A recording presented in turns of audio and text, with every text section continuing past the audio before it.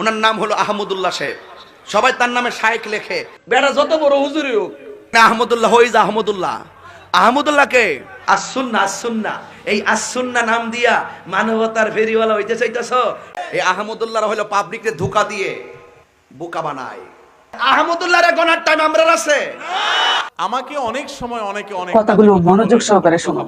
যদি কথাগুলো আপনার জীবনে আমল করতে পারেন তাহলে আপনার লাইফটা হবে উজ্জ্বল ও প্রশংসনীয়। মানুষ ইসলাম সম্পর্কে ভুল ধারণা নেবে, আমি সবর করার চেষ্টা করি। আল্লাহ আমাদের সব ভাইকে সেরকম হওয়ার তৌফিক দান করুন। বিড়ালের গলায় ঘন্টা বাজানো, এটা তো আসলে যার তার কাজ না। ডক্টর আব্দুল্লাহ জাহাঙ্গীর রহমতুল্লাহ একটা কথা বলতেন, ইসলামী বিশ্ববিদ্যালয় কুষ্টিয়ার প্রফেসর ছিলেন, অনেক বড় আলেম ছিলেন, আপনারা অনেকে চিনেন। স্যার একটা কথা বলতেন যে মুসলমানদের মধ্যে যে অনেকের আগুন লাগছে, এই হুজুর ওই হুজুরের বিরুদ্ধে, ওই হুজুর ওই হুজুরের বিরুদ্ধে বলে, এগুলো আমি থামাতে পারবো না, এত ক্ষমতা আমার নাই যে আমি থামাই দেব। তবে আমি একটা কাজ করতে পারি, সেটা হলো নতুন করে যেন কোনো আগুন না লাগে, আমি এই জন্য কোনো কারোর বিরুদ্ধে খোঁচাখুচি করি না। আমি আব্দুল্লাহ জাহাঙ্গীর রহমতুল্লাহ সেই বিষয়টাকে মাথায় রেখে কোরআন হাদিসের নির্দেশ দিকে তাকিয়ে আমি পারতপক্ষে আলহামদুলিল্লাহ আমি কোনো আলেমকে খোঁচাখুচি করি না। আপনারা শুনছেন কোনোদিন খোঁচাখুচি করতে? না।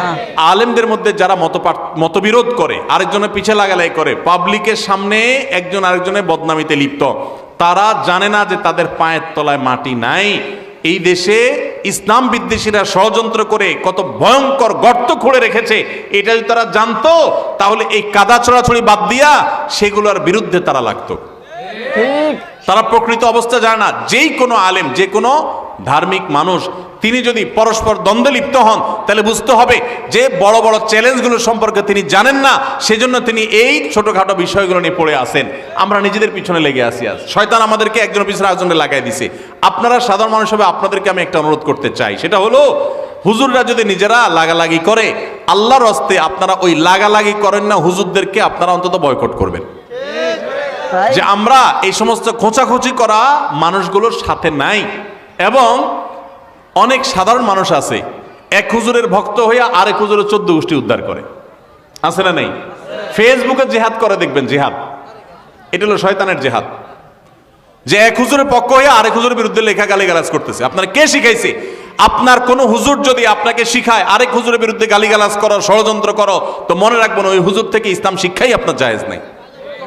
আপনি দিন শিখবেন সেই মানুষের কাছ থেকে যে মানুষটা অন্য মানুষকে ভালোবাসতে শিখায়। কার ভুল হতে পারে, সুন্দরভাবে পারলে বুঝান, নাহলে চুপ থাকেন।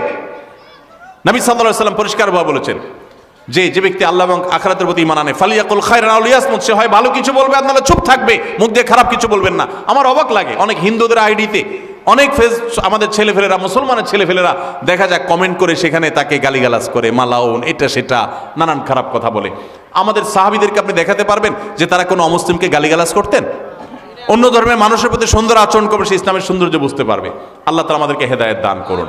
তাহলে পারস্পরিক কাদা ছোড়াছড়িতে আমরা নাই, কি বলেন? আমরা নাই, আমরা কখনো করব না। এতে যা হয় হোক, দলাদলিতে আমরা নাই। আব্দুল্লাহ জাহাঙ্গীর রহমতুল্লাহ একটা সুন্দর কথা বলতেন। স্যার বলতেন, শুনেন, আমরা হুজুররা গন্ডগোল করব, এগুলো আমাদের স্বার্থের ব্যাপার। আপনি অযথা আমাদের পিছনে আইসা আমাদের স্বার্থ উদ্ধারের আপনি উসিলা হলেন, মাধ্যম হলেন, আপনার কি লাভ হলো? আপনার আমলটা কেন বরবাদ করলেন আপনি আমার জন্য, আরেকজনকে গালিগালাজ করে? এই জন্য কোনো হুজুরের ভক্তি করতে গিয়া আরেক হুজুরের শত্রু হতে যাবেন না, আরেক হুজুরের গালিগালাজ করতে যাবেন। এবং মুসলমানদের পরস্পর এক দল আরেক দলের গোষ্ঠী উদ্ধার করলেন, এটা উনি একপন্থী উনি আরেকপন্থী, ভাই আপনারটা আপনি প্রচার করেন, আরেকজনকে গালিগালাজ করবেন না। দেখুন, আল্লাহ আমাকে মাফ করুক, আমি কাউকে হার্ট করার জন্য বলছি না। যদি আমার কথায় তারা কেউ হার্ট হয়ে থাকেন তো আল্লাহ আমাকে মাফ করুন, আমার সেটা উদ্দেশ্য না। আমাদের যে সমস্ত ভাইয়েরা শিরকে লিপ্ত, আমরা ওনাদের প্রতি মায়া করি, আমাদের খারাপ লাগে, আমাদের ভাইয়েরা ভুল করছেন, আমরা তাদেরকে শত্রু মনে করি না, তারা আমাদের প্রতিপক্ষ না, তারা আমাদের ভাই, ভুল করছেন। আল্লাহ তাআলা আমাদের ভাইদেরকে হেদায়েত দান করুন, আমাদের সবাইকে তাওহীদে আসার তৌফিক দান করুন। আপনারা তাওহীদের কথা বেশি বেশি বলবেন, সুন্নতের কথা বেশি বেশি বলবেন, নবী সাল্লাল্লাহু আলাইহি ওয়াসাল্লামের হাদিসের কথা বেশি বেশি বলবেন, তাহলে দেখবেন বেদাত শিরক এমনি দূর হয়ে গেছে। চেষ্টা করবেন না ইনশাআল্লাহ?